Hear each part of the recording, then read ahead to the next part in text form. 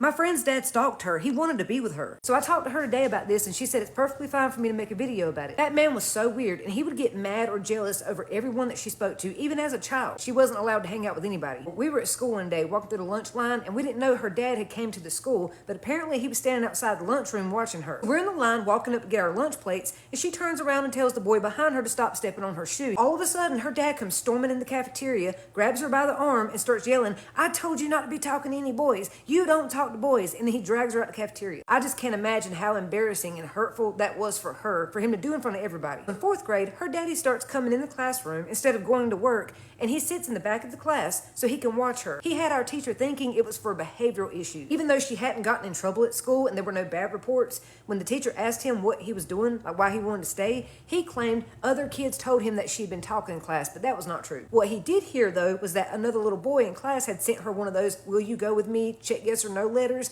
and that's why he was now sitting in our class watching her. So our teacher dealt with it for a couple of days, and by that 3rd day, she was like, "No, you got to go." Her daddy did not like that. He went to the principal, and the principal told him, "Look, you are a grown adult man. You cannot sit in this classroom all day with all these other students. The parents are going to start complaining. You need to leave." I don't know if he was just trying to watch her because of jealousy or if he was trying to embarrass her. Probably both. Like, we could be sitting there playing and talking like kids do, and here her daddy comes out of nowhere. "What are y'all talking about? What did you just say? What did she just say? What is this about?" And we'd be like, "What?" We're kids just having a conversation about Play-Doh, dirt, or a worm. I don't know. He'd say, "Are you talking about me? What did she say about me? What did she tell you?" And we'd be like, "Nothing." Her mom was not around. I don't know if she was alive or what happened to her, but either way, she was not present in their life. Only her father and grandmother were there, and her grandmother was just as crazy as her dad. You could tell her father had been raised by a toxic boy mother, full-fledged. That man was entitled, narcissistic, sociopathic, egotistical, arrogant bastard. So as she got older, she began to hate him more and more. So by the time we got to 7th grade, her dad was out of control. He would sit outside of school,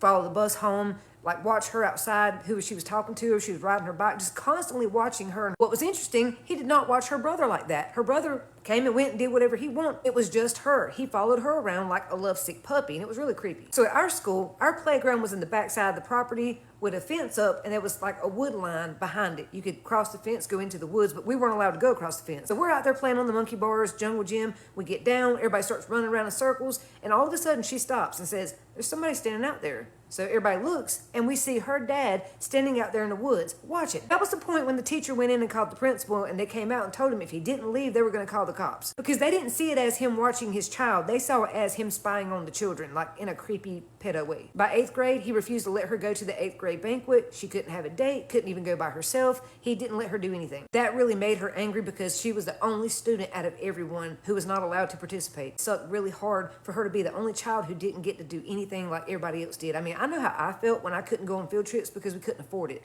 So to not be able to do a class event like this, that just had to hurt. No, we couldn't go on field trips sometimes because we didn't have the money, and the school couldn't pay for it. But she couldn't go on field trips because her dad wouldn't allow it. He had the money. He just didn't want her to go. And it wasn't that he just didn't want her to have friends. He wanted to control everything about her and be the only person in her life. When we get to high school, we're in 9th grade, and she's starting to get a backbone now. Now she's starting to talk back to him, tell him to F off, and she's starting to stand up. He don't like that at all. He wants her to submit and cower down like she did as a kid. But what he don't realize is he's pushing her away more and more every single day. And of course, in freshman year, she gets a secret boyfriend and hides it behind her dad's back because she knows she can't tell him or he'll freak out. She was able to have this boyfriend at school because the high school, they didn't play that mess like elementary school did.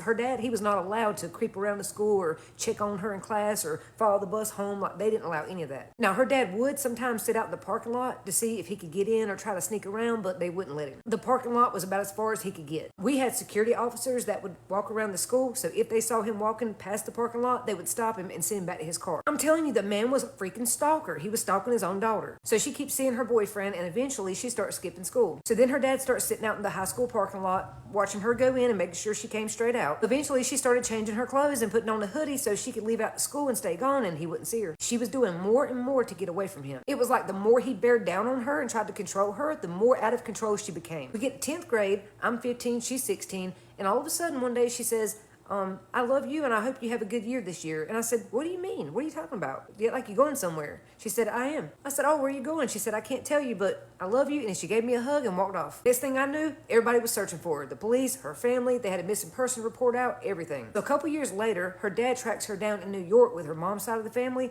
and he sends the police there to try to bring her home. And the police tell him, she's 17. We can't do that. I mean, she's legal age. She can do whatever she wants. She's of an age to where she can say where she wants to be. You don't have custody papers. There's no court hearing, no case. We can't drag her back home. He breaks into her aunt's house and tries to physically drag her out and make her come back home, but her uncle beats his ass and sends him back to North Carolina with a black eye. He continued to stalk her at her aunt's house, but eventually she got into one of these community colleges and she disappeared again. She said what was scary is, after Facebook came out, she saw where he started stalking her online. Her mom's side of the family was secretly helping her travel around so he couldn't track her down. One day I'm at the beach cleaning and I'm walking to another condo when all of a sudden I hear Lily, and when I turn around, it's her. She was about 21, I think I was 19 or 20, and I just couldn't even believe it was her. It was like seeing a ghost. I was so happy that she was okay. So she told me everything that happened, we called up and we kept in contact. I asked, why didn't you tell me you were leaving that day back in high school? And she said, because I didn't want nobody to know I was leaving. I couldn't have my dad finding me. She told me how it got so much worse from him stalking her to abusing her, and eventually he began essaying her. When she turned 9, he started making her take baths with him, or he had to be in the bathroom when she washed because he claimed he had to make sure she was washing properly. She started fighting back. He would find other ways to essay her, like he had to help her change her clothes, look for ticks, or help wash her. She was over 10. He would do things like put his hand on her leg and want her to come lay and snuggle with him on the couch. He began buying her anniversary gifts, and his jealousy got even worse. Like he was treating her like a wife. She said when she turned 15, he gave her a box of chocolates, some jewelry, and lingerie. And he got really mad when she told him no, she didn't want that and it was inappropriate. She said, but the straw that broke the camel's back was when she turned 16, the night of her birthday. Before they went to bed, her dad asked her to come into his room and lay down with him. And then he proceeded to put his hand up her shirt. She jumped up and ran back to her room. And then he went to her room and told her that she was going to have to start pulling her weight around the house. And now that she's 16, she's going to start sleeping in his room in the marital bed because that's what dads and daughters do. And she said, no, this is not normal. You are sick. She slammed the door in his face and then he beat the door down and he was like, you are coming to my room. And she said, no, I'm not. And it was like the next day or after that she ran away. But she could tell since she was like 14, he was trying to turn her into his wife, trying to be with her. I'm just glad that she got out of there and eventually he died. So there's that.